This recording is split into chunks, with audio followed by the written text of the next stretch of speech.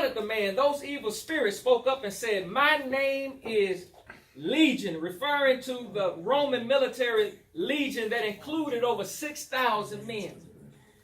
This man was in a hopeless and desperate situation. But here's the good news. Jesus' power was more sufficient. Here's what I'm trying to say. Jesus has the power and authority to cleanse and deliver anyone, no matter how mean, evil, or crazy they appear to be. Come on, Doc. That goes for your boss and your spouse.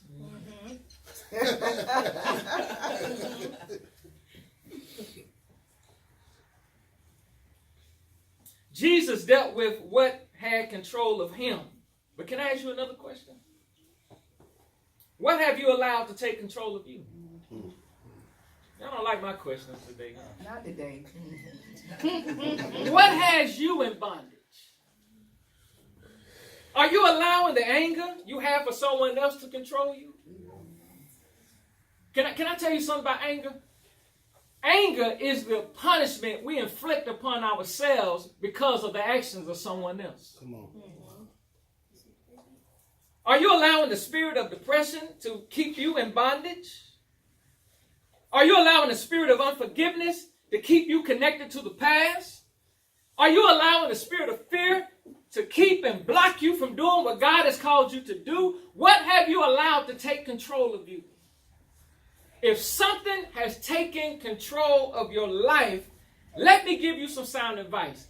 Get into the presence of Jesus. Yes, sir. If you are lost and chained by the bondage of sin, or whether you are saved and out of God's will, there's only one cure for your condition. You don't need a pill. You don't need a priest. You don't need Ivania to fix your life. You need Jesus.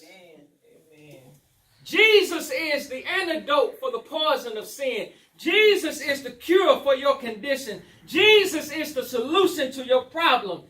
Check out what Jesus says in Matthew 11:28. He says, "Come to me, all of you who are weary and carry heavy burdens, and I will give you rest."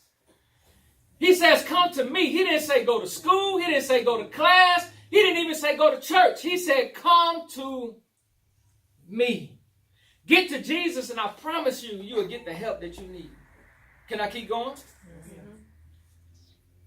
Let me say this. When you come into his presence, make sure you come with the right motives. What I mean by that is, you don't come into his presence because you want something from him. I'm talking about material gain. You don't come into the presence of Jesus because you need a new car. No, you don't spend time with Jesus because you need more money. That's the danger of the prosperity gospel. The prosperity gospel makes God subject to us when we are to be subject to God. Say it again. Matthew chapter 6 verse 33 says this: "Seek first the kingdom of God and all his righteousness, and these things will be added unto you." Okay. What are these things? These things are the things we need that we find ourselves worrying about. He says, seek first the kingdom of God. Some people want God's hand without having to seek his face.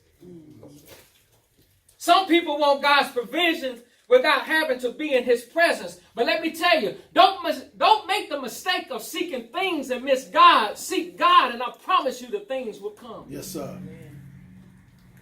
You don't come into his presence to get anything from him. You come into his presence so you can be more like him. That's right. You get in his presence so you can think like him and respond to situations like him and resist the enemy like him, and so that you can pray to God the Father like him. You've got to get in his presence. Secondly, to become a worshiper, you have to know who Jesus is for yourself. Amen.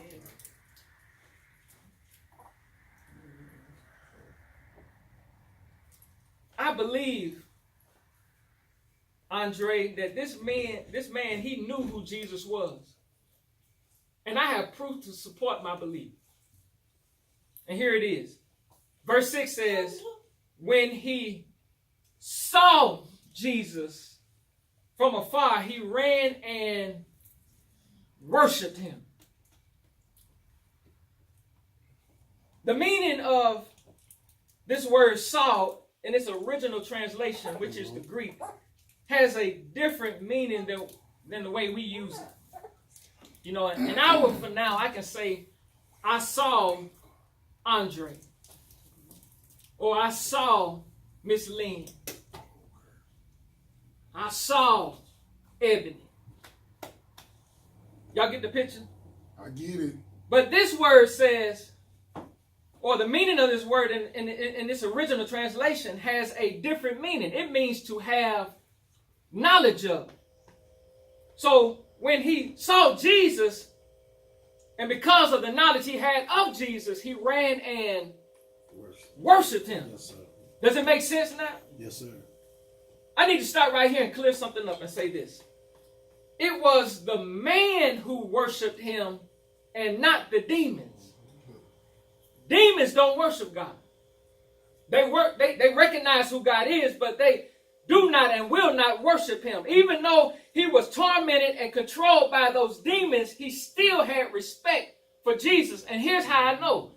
Because when everybody else he saw, he ran to them in rage. But when he saw Jesus, he ran to him in reverence.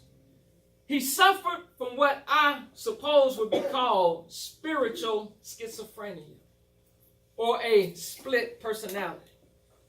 Do you know anybody who's spiritually schizophrenic? In the words of James, they are double-minded and unstable in all of their ways. Nobody in here, but you got a cousin. I'm talking about your cousin now. You know the ones who worship God on Sunday, but will turn around and cuss you out on Monday? Or Sunday evening. Shoot, Sunday in church. You know the ones who lift up holy hands in church, but then turn around and drop it like it's hot in the club? Nobody in here, but you got a cousin. You know the ones who act as if they are victorious in the house of God, but are constantly defeated by the power of sin in their own house. They are spiritually schizophrenic.